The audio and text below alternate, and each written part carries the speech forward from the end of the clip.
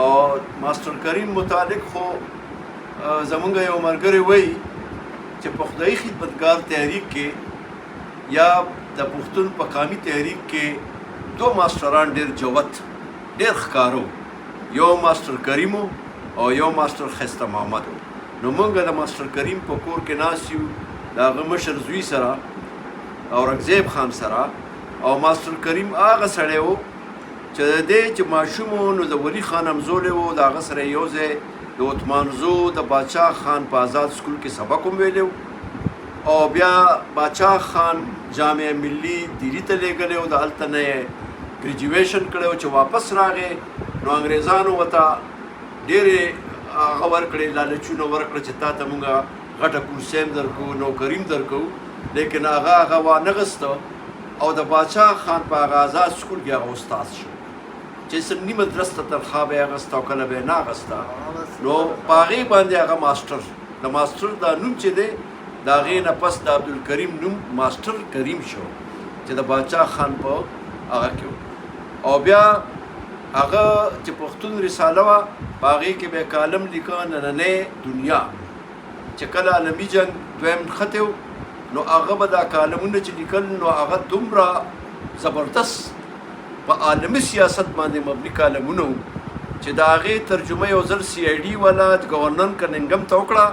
نو هغه وایي چې دا سړی ډېر خطرناک دی او د ده د ګرفتارۍ اډر یې ورکړ. نو ماسټر کریم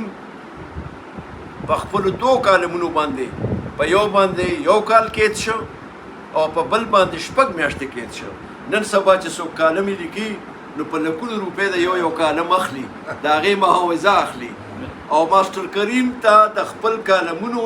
چې د قومي درد کالمونه به په هغې لیکلي نو هغه ته چې کومه معاوضه میلو شوه نو یو کال قید با مشقت او بیا ورسره 6 میاشتې. او په دغه جیل کې بیا هغه ماسټر وکړه، ماسټر ډګري یې واخیسته. نو ماسټر کریم ډېر لوی انسان و. نن موږ د هغه لوی انسان د مشري زوی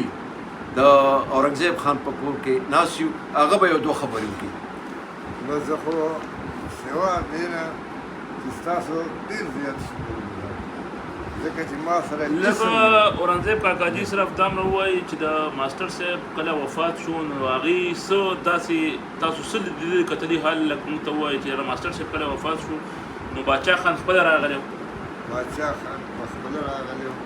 باچا خان ګور ته په خپل لاس کته کړی و او دی هم ووایي دا تا چې خبره وکړه چې دا مونږ امانت دلته پرېښوده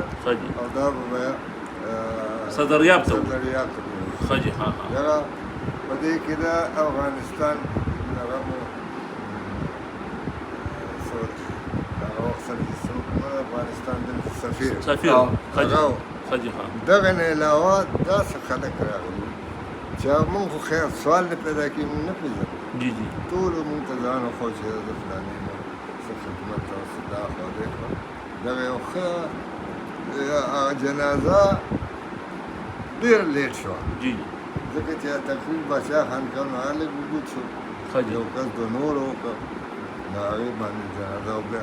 ښه زمونږ دپاره د هغه اعزاز خبره دا وه چې باچا خان چپ باچا خان په لحد کې د ماسټر کریم تابوت چې کوم دی نو هغه په لحد کې ایښی او بیا اجمل خټک هغه روداد لیکلی دی ډېر ښکلی. نو هغه وایي چې باچا خان په ټوټي باندې لاس کېښود او خلکو ته یې ووایي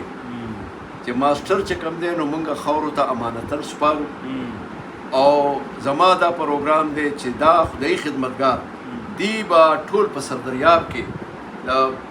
مرکزي عالیه کې به دی ښخېږي. نو فدا صاحب د دې نه مخکې مړو هغه هم او ماسټر صاحب هم